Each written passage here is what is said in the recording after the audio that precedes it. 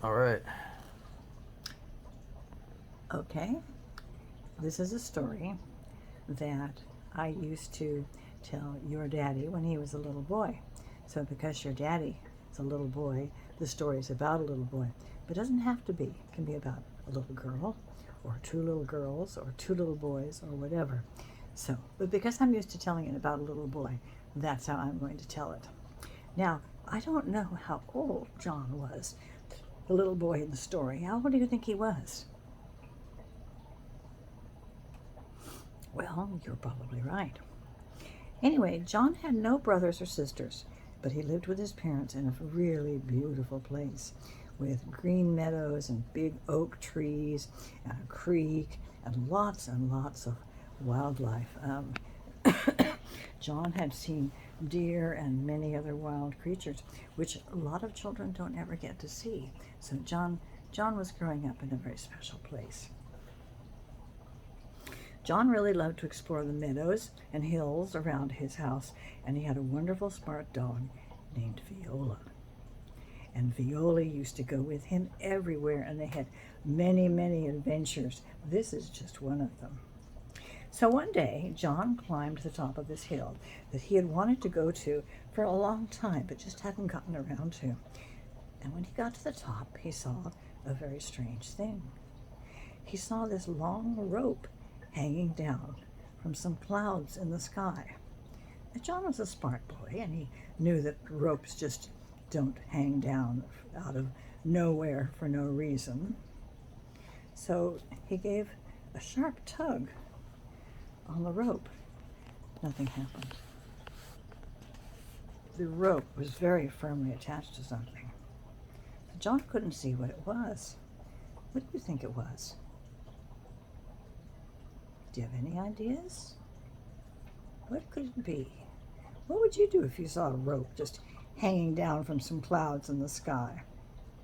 Well, anyway, John was a very curious boy, and he was used to finding out why things happened and so forth. So he gave another strong tug on the rope, and he felt, well, yeah, that seems pretty sturdy. And he was also a strong boy, so he thought he would. He decided to climb the rope.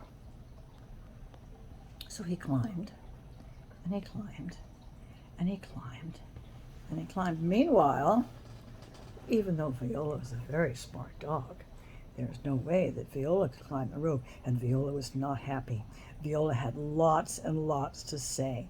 Can you imagine what Viola did? Well, I can tell you that she barked, and she barked, and she barked. So John said, please, Viola, I won't be long. I'll be back. Anyway, John told her to be a good girl, and he'd be back.